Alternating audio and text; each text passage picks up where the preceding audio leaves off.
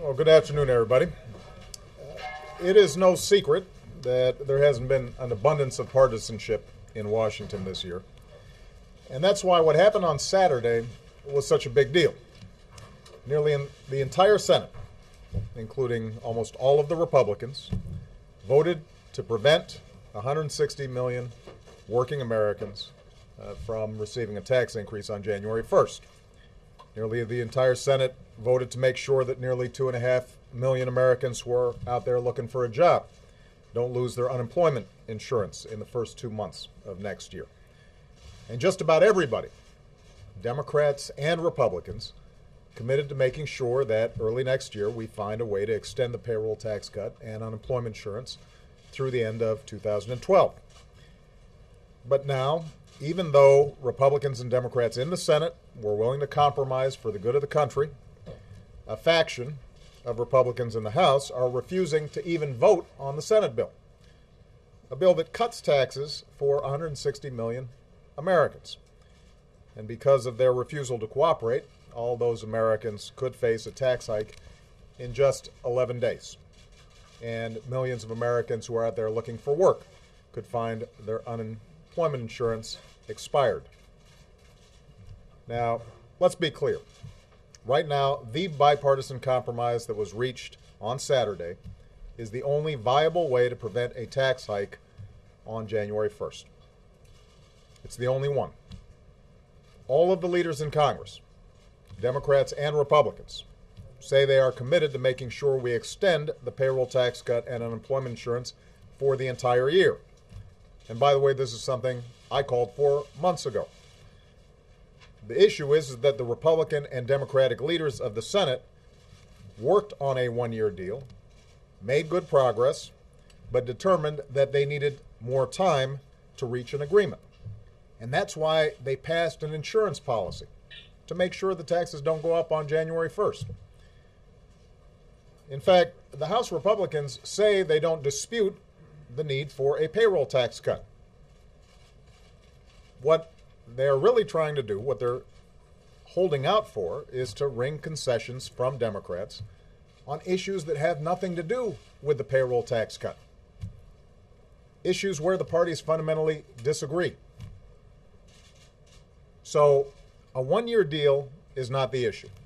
We can and we will come to that agreement as long as it's focused on the payroll tax cut and unemployment insurance and not focused on extraneous issues. The issue right now is this. The clock is ticking. Time is running out.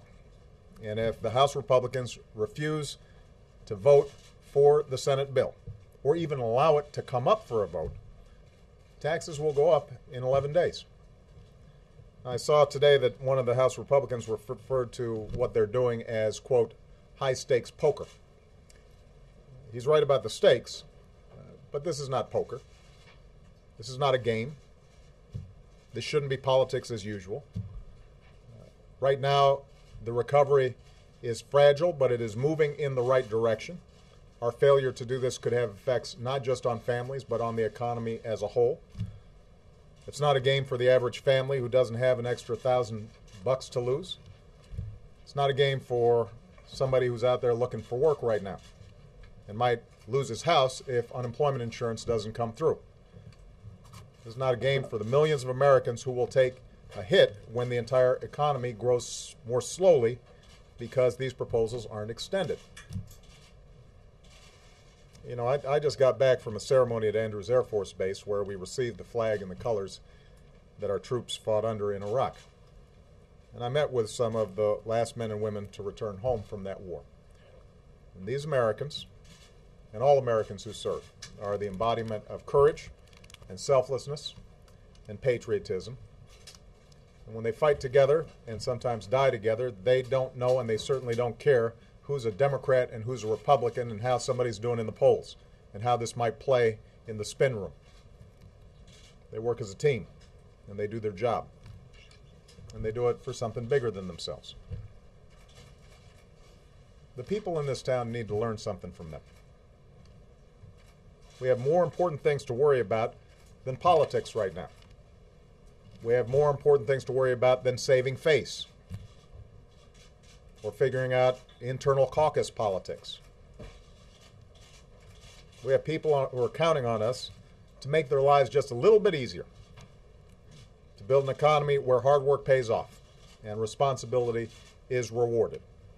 And we owe it to them to come together right now and do the right thing.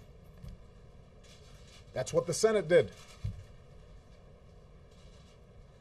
Democrats and Republicans in the Senate said, we're going to put our fights on other issues aside and go ahead and do what's right on something we all agree to.